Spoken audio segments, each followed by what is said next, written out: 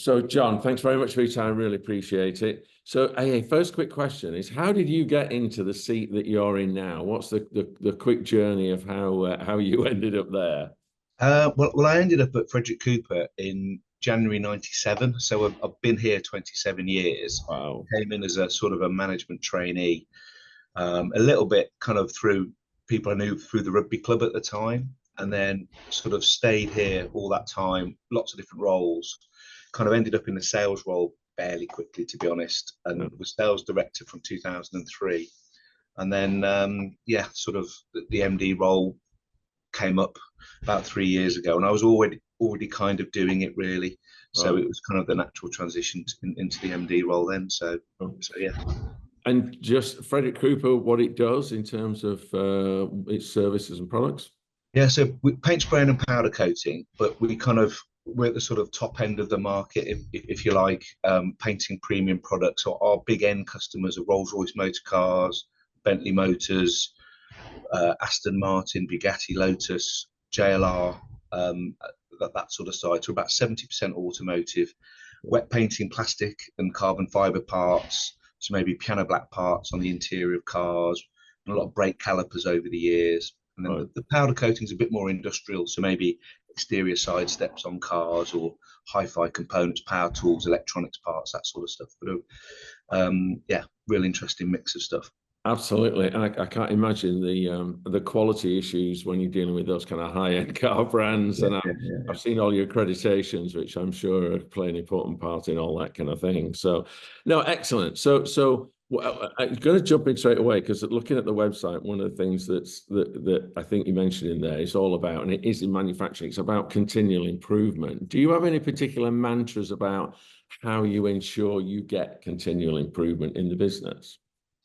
I think that the best way we've continually improved is by looking after our people and having the same people kind of around, and kind of putting training into those guys and improving them, and them almost improving the teams themselves, and then kind of seeing what's going on in other areas of the business. And as we've won better and better projects with more prestige clientele, we've kind of had to up our game, and then that sort of cross-learned across the team.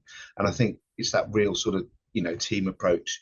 People come to work for Frederick Cooper and they stay because we generate a good atmosphere, a good vibe. There's not really any politics. People just get on with it and help each other, and I think that's been the most successful part of it, looking after our people and having that people ethos and team ethos. You're in the sense that the team is the thing that makes things happen, and I'm kind of glad you got that answer, because in a way I think that really is true. But I did notice, and a couple of things again, looking at your website, obviously it looks like you grow your own, which I think is always a great one. So you got apprentices coming in.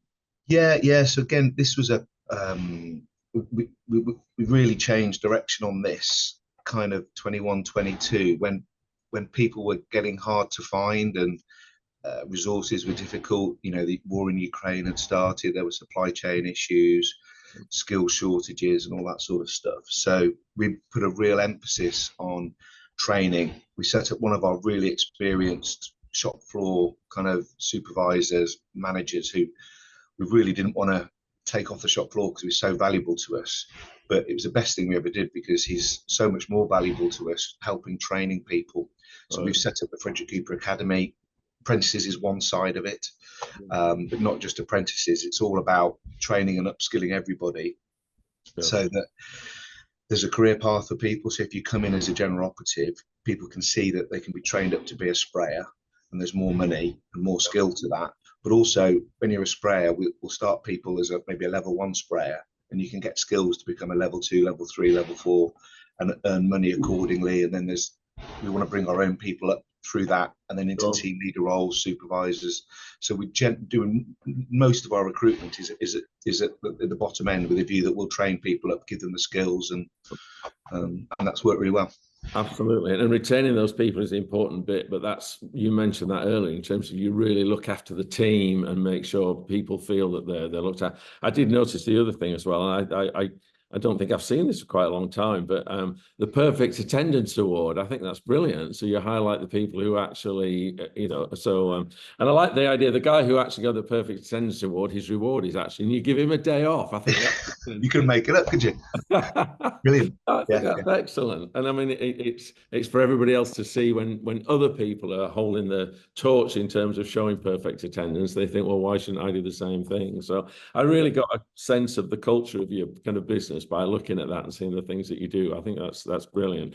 So what about you in terms of then, so kind of generally keeping on the same subject and kind of leadership? What do you think's been your biggest leadership learning, I guess, over all these years in terms of running the business?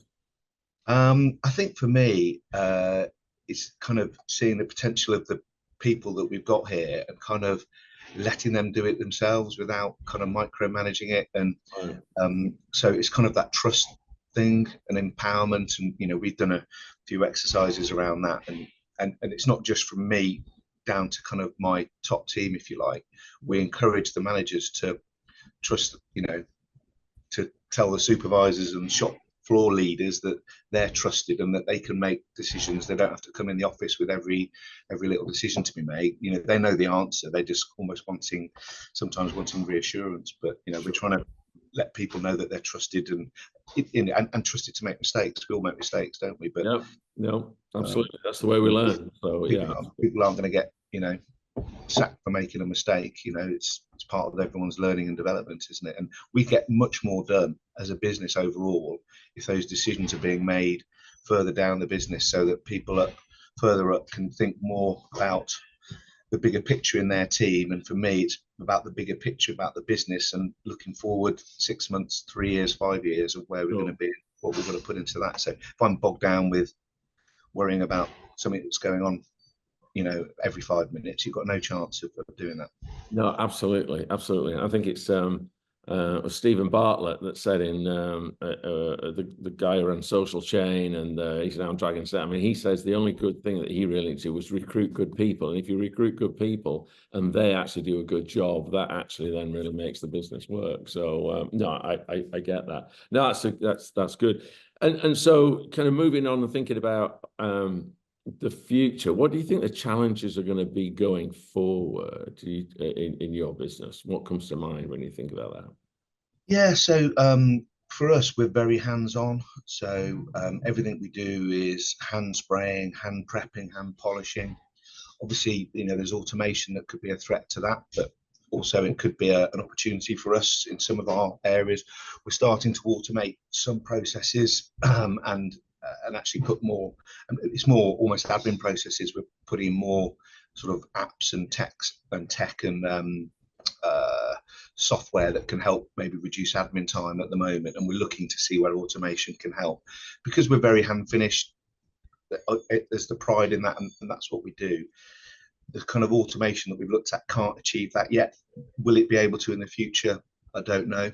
So we've got to keep our eyes open to that, and AI and things like that. But kind of my gut feel at the moment certainly says for a few years there's going to be a marketplace for that hand finished kind of element. So we kind of sell ourselves on the craft and the graft. So it's hard work, but we're almost quite an arts and crafts business. And whilst there's a lot going on in the paint booths, there's quite often more going on outside the paint booth. The painting might only be a small element. It might be a lot more about intricate masking and polishing and preparation, and the spraying might just be part of the process. So. No, absolutely. No, and yeah, that idea of automation, robotics, what it may be, but and I guess there's certain processes, I think that's the point you're making, but there'll always be the need for the human eye to look at things. So yeah, especially in your kind of business where high quality components. No, I get that. No, excellent. So just thinking about your business has obviously grown and scaled up. Are there any things that come to mind about scaling up in terms of the making sure that the business really continues to offer its quality and everything that it does, even though you actually scale up? Any learnings from that? Yeah, my main learning would be it's quite hard. Yeah. And I think as you grow, kind of you want this nice smooth upward line, don't you? And you know, I look at our sort of graph of growth over the years, and we have done that generally overall, but it's kind of a bit steeper here, then it flattens off, and then you have periods where it tails off. And you know, I look back at our long-term journey, and there's a big dip off in 2008 with the, you know, the financial, you know, the credit crunch. Right. Yeah. You know, obviously a dip off again at sort of COVID. And it's been hard this year for us, cost of living crisis and all that sort of stuff. It's definitely a bit tough. We feel that we're really poised at the moment to take that next, you know, really steep section of growth. So it's been a bit, we thought it would happen already, but it's been, you know, tough year. We've got new projects starting, we've got volumes going up on current jobs. So it feels like we're on the cusp of the next big steep. That's excellent. That's exciting when you know that the next one's coming. And how do you have issues sometimes in balancing the workload and resource, and which actually comes first? Do you really want to know that the volume's coming before you put the resource in, or are you brave enough sometimes to believe that you can put the resource in? I mean, everybody has this issue, don't they? So that's exactly what we're living, you know, today. We've got, you know, some big projects starting that we're going to need new people in. We're hoping that we're going to need another 20 to 30 people between now and Christmas probably, and you know, we're going to be growing those people ourselves and training them. And we've already made a start on that with recruitment to bring people in, but we'd also kind of pre-planned ahead. So we've got guys and you know, girls as well, particularly in polishing. We think we're going to have challenges, and we grow our own polishers. That's the resource that's going to be stretched over the next 3 or 4 months. But we have other similar processes where we know people have got the right sort of aptitudes for polishing already, and they're working well in the business. And some of them have had a go at it and just haven't got maybe as much polishing work at the moment. But we've got quite a few people that are primed, ready to come into that role already, so we can hit the ground running as the work ramps up, and then we'll sort of backfill those. And then we aptitude test when we're kind of doing assessments for people when we bring them in. So we've got various things that we know that, oh, that person looks like they could be a really good polisher, or that person's got a keen eye for detail, they'll be a good masker, or that person might be a good sprayer. So we've got means of kind of finding the right path quickly for people as well. So that's worked well. I know, that's interesting. And your point you made there is, if you've got an upward trajectory, when you do train and develop your own, that generally comes with a lead time. So that actually then it's not as easy as bringing people straight into a skilled and they start and hit the ground running. But I like your idea of the cross skilling, which means if you're doing that all the while, then you have the flexibility to move people around, which kind of makes sense. So no, I get that. Excellent. Well, I was just going to talk about Made in the Midlands because you're part of that, and that just prompts the question about best practice and looking at other people and learning from what they do. So how does that work for you then, John? Yeah, that's been great, really. I mean, we've been part of Made in the Midlands for 10 years or so, pretty much since it started. So, you know, in particular, that's been great for events, going to other companies, seeing how they operate, and then just talking to other people at those events as well, or the online events. And yeah, that cross-learning thing is brilliant, and picking up ideas on. And sometimes you go to an event and it's a company that does something that's not aligned with what you're doing, but they might have something really good going on in their goods inwards, or some really good story to tell about something in their quality department or their personnel department or their training. And so it's not just about the manufacturing processes. There's so many things that you have to think about outside of that, there's all sorts of learnings to be had. And yeah. No, absolutely. Yeah, and you're right. And people and leadership and some are all in common, regardless of what kind of business it is. But no, but I guess the Made in the Midlands and the manufacturing, I guess hopefully there's it tends to be there's a lot that you know. If you get one golden nugget out of that kind of networking thing or whatever, then that can really be useful and kind of bring that back. So no, that's good. So one final question there, John. Well, I don't know if this will be the toughest one or not, but I would tend to ask at the end in terms of anything or any person or anything that's really inspired you, or do you have a particular book that you believe in, or a podcast, or what can you recommend in terms of things that inspire you? So I'm rubbish on books and podcasts in terms of business books. you know, I'm terrible. I'm not the one to ask about that sort of stuff. But I take most of my inspiration from sport. Right. Yeah. So I mean, my main sports are golf and rugby, but right. The biggest one for me over the last couple of years has been the Baz Ball cricket. Actually, right. Okay. Just their approach of going for it. Sure. I'm a big believer of that. You know, we've got a big project coming up. You know, quite easy for us to say, actually, no, it's, you know, we don't want to do that. Sure. But we're going to go for it. You know, and you can have a positive attitude. Sure. So the kind of positive attitude, positive mindset type approach, that's what I'm all about. And a lot of that, I think, comes from sport. So I think I play my golf that way, which is why I try and hit the ball too hard off the tee and lose it out of bounds a lot. But so hopefully I won't take that forward in business. But that's a technique thing, I think. But yeah, go for it. That's our attitude here, definitely. I love that. I really love that. And I think, because you're right, at the end of the day, sometimes we, perhaps sometimes it's the business books that do that. We become a bit too risk averse, don't we? We're a bit too careful, and therefore progress isn't as fast. And I think the point you made in there is really interesting, that not only, you go for it, and the results might come, and you are going to be relatively careful exactly how far you go, but it makes it fun for the people. I mean, the point about watching the cricket, it makes it fun to watch when it's Baz Ball. And actually, I think it makes it fun for staff, that actually they think this is exciting, we're going to go for it, etc., etc. And and it's ironic in a funny kind of way, because it does exist there in cricket, and perhaps recently we haven't seen it in football, interestingly enough. And I think everyone would like to see that, wouldn't they? You know, absolutely. And we know the teams that are really kind of entertaining go for it, and and they can get the results. So no, I love that, and you've given me that interesting thought. I'm going to perhaps take that back to my people I work with and say we might have a bit of a Baz Ball program to crack on and make it happen. So.